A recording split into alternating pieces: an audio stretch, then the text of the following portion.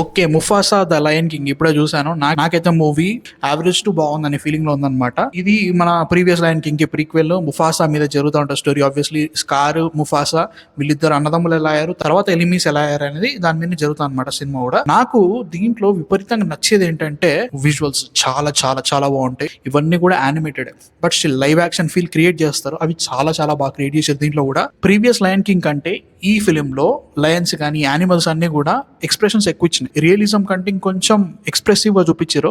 అది నాకు బాగా నచ్చింది. ముఖ్యంగా ఈ సినిమాలో నాకు నచ్చింది ఏంటంటే ముఫాసా క్యారెక్టర్ ని వీళ్ళు రాసుకున్న విధానం చాలా చాలా బాగా రాసుకున్నారు.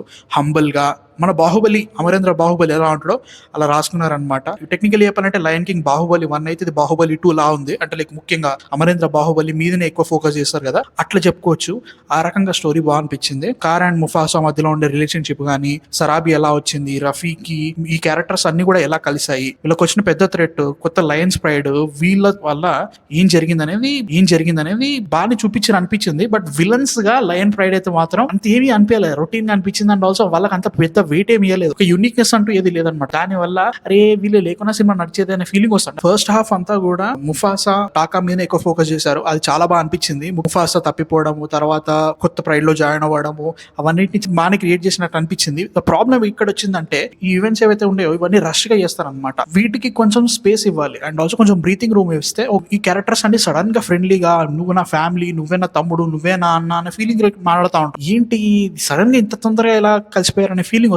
అదొకటి అనుకున్నా కానీ songs are bad in this film. అమ్మ బాబోయ్ దారుణం, కుక్క రాడ్ బై ఆ సాంగ్స్ అయితే మాత్రం. ఫస్ట్ పార్ట్ కి వాళ్ళకి ఆల్రెడీ ఒరిజినల్ మూవీ ఉంది కాబట్టి వాళ్ళు దాంట్లోకి ఎంచి రిఫరెన్స్లు తీసుకొని కొన్ని చేంజెస్ చేసి కొత్తగా ట్రై చేసి ఉన్న వాటిని మళ్ళీ పెట్టేసి వాడుకున్నారు. దీనికి అలాంటి రెఫరెన్స్లు ఏవీ లేవు. అది కొట్టొచ్చినట్టు కనబడింది. అండ్ ఆల్సో లిన్-మాన్యుయల్ మిరాండా అసలు ఈ సినిమాకి అసలు సెట్టే కాలేదు. స్పానిష్ రూట్స్ ని తీసుకొచ్చి దీనిలో పెడదామని ట్రై చేశారు. అండ్ ప్రీవియస్ సాంగ్స్ లెక్క అనిపించింది తప్ప ఇది ఎక్కడ కూడా 'లయన్ కింగ్' మ్యూజిక్ లెక్క ఎక్కడ అనిపించలేదు అనమాట. అది పెద్ద ప్రాబ్లం కొట్టింది. క్యారెక్టర్స్ వైజ్ గా రఫీకి నాకు చాలా చాలా బాగా నచ్చిండు. అండ్ ఆల్సో ముఫాసా క్యారెక్టర్స్ చాలా బాగా రాసుకున్నారు. ఆకాష్ కార్గా మారడానికి కొన్ని రీజన్స్ బాగానే పెట్టారు.